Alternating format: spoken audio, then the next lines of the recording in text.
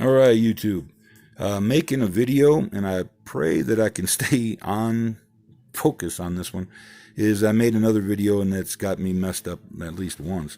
This is about a soil that I talk about on Twitter quite a bit, and I talk to different growers that do cannabis. Industrial hemp, cannabis, same plant. Cannabis has been bred up for the THC cannabinoids, where the industrial hemp has been bred down to get rid of those same things.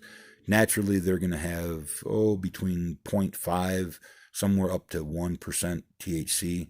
That's all three THCs, not just the THC 9.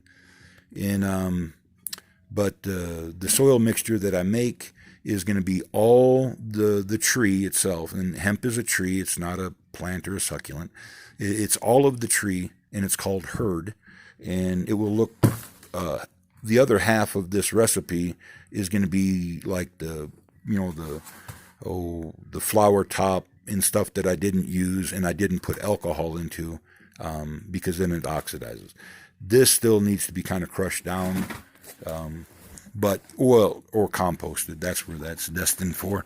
It's not big enough to mess with, but everything else has been beaten with a hammer and crushed to about that consistency, just a fiber.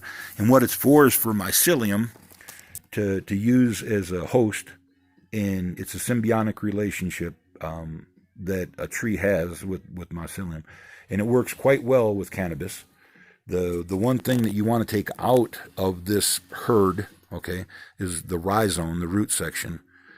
Take it off right at the ground. Save it. Monsanto would have done well to have looked into this.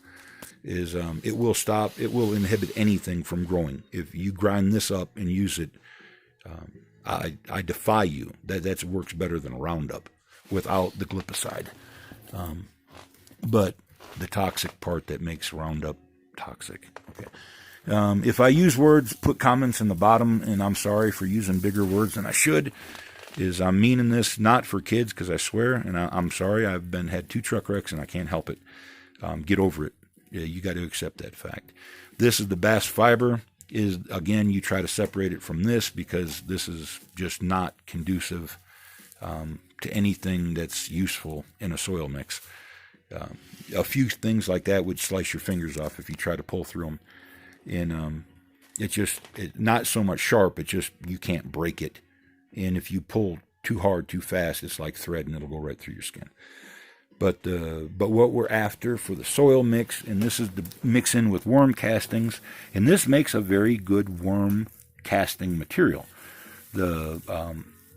This I use raw because of what I want to use now. Otherwise, this would have went to worms, or it would have went to compost, like this does, and because it's just not, whatever you want to call it, easy to manipulate. The hardwood section of the tree is this fiber right here. It does really well as a mycelium host. Microbial life host is any of this stuff. Get rid of that, okay? And but otherwise, it's hypoallergenic. It's not gonna bring in mold into your soil mix in a greenhouse. Different things like that. That's why you want to use this versus even peat moss is not the best when it comes to cannabis. This will dry out much better. There is a learning curve. Yeah, disclaimer here. Disclaimer. You're working with a much better growing material. It's going to cause the roots to grow much more vigorously. The root mass is going to allow the plant to hold through sections of drought. If you look at some of these other videos, I'm in the highland desert, and those plants never get more than a pint of water a day, and that's throughout the year. And so realize when they're tiny, they get like misted, and it's not an average, is what I'm trying to get at. I should have said that's the maximum at the end of the year.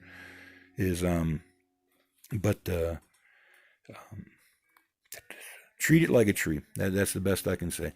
And back to the video on the soil, mixing this in with worm castings, good. Mixing it in with the herd itself and any form of pine bark pine needles, pine cones, any forest product that you can put in this, into the compost, into that part. Great stuff. Another great stuff is neem seed. There's quite a few different seeds that you can put in your compost.